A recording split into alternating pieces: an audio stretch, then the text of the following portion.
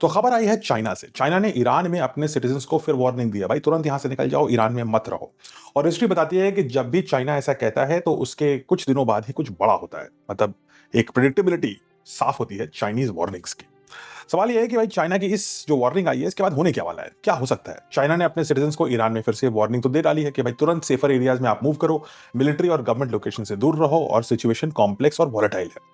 और सबसे important line यह है कि जो रुकेगा वो एक्सट्रीमली हाई रिस्क पर रहेगा, और ये कोई नॉर्मल एडवाइजरी नहीं है, क्योंकि यही वार्निंग चाइना ने 27 फरवरी 2026 को दी थी, यानी महज 24 घंटे पहले बॉम्बिंग शुरू होने से 24 घंटे पहले डाली।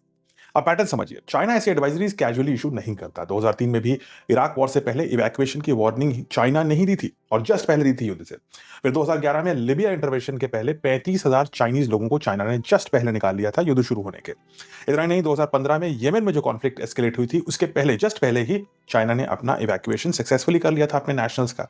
यानी पैटर्न साफ है, हर बार चाइना की वार्निंग एक्यूरेट होती है, और इतनी एक्यूरेट होती है कि उसके तुरंत बाद कोई वॉर या एस्केलेशन चालू हो जाता है। लेकिन इस बार सिचुएशन काफी पेचीदा है, क्योंकि चाइना सिर्फ ऑब्जर्वर नहीं है इस युद्ध का। चाइना ईरान का सबसे बड़ा ऑयल बायर है।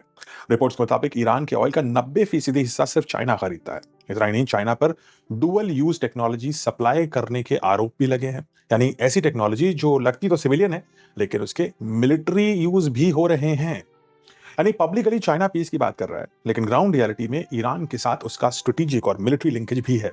और फिर वही कंट्री जो ईरान के साथ स्ट्रेटेजिकली इतने क्लोज काम कर रही है, ईरान की गवर्नमेंट में हो रहे प्रोसेसेस को भली भांति जानती है, और उसका अपना एस्पियोनाज नेटवर्क यूएस में भी फैला हुआ है। अगर वो ईरान से अपने सिटीजन्स को निकलने की सलाह देती है तो ये सिर्फ एक बेसिक ट्रैवल एडवाइजरी नहीं लगती, बल्कि आने वाले टाइम के लिए एक जबरदस्त वार्निंग लगती है।